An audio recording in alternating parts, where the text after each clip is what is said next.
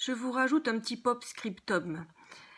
Ce qui se passe en fait dans le déroulement des pépites que je vous propose, c'est de mettre du jeu dans votre serrure. Avant de pouvoir penser comment faire autrement, comment avoir en gros des petites solutions, des petites clés, de savoir comment appréhender les choses autrement pour trouver de l'apaisement vraiment réel et concret à l'intérieur de vous, l'idée c'est que vous puissiez penser les choses autrement. Et quand je vous parle par exemple de votre rapport à vos parents, l'idée c'est que vous vous autorisiez à penser que vous avez pu être en souffrance et que vous ressentiez cette émotion de l'enfance. Ça c'est une chose essentielle, l'émotion. On la redoute, on redoute qu'elle se manifeste, comme si c'était un tsunami de violence à l'intérieur de nous, et qu'on n'arrive pas à supporter l'idée qu'elle puisse rejaillir, et même on en culpabilise parce qu'elle est adressée à des personnes que l'on n'a pas envie de toucher, qui sont nos parents. L'idée, c'est qu'ils ont fait ce qu'ils ont pu, nos parents. C'est pas le problème. L'idée, c'est que vous vous autorisiez à penser que vous avez pu en souffrir, enfant. Et que ça s'est un peu figé dans le temps.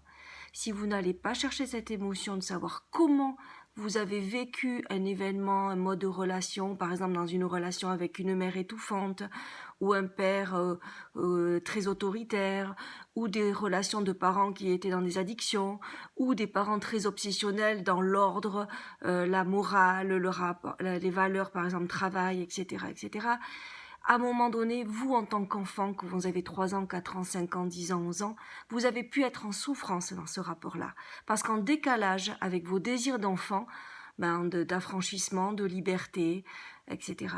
Et vous avez pu manquer aussi peut-être de confiance en vos parents qui n'ont pas su voir que vous étiez en souffrance, ou alors que vous avez vécu des choses dans votre enfance que vos parents n'ont pas pu voir ou n'ont pas voulu voir, ou etc.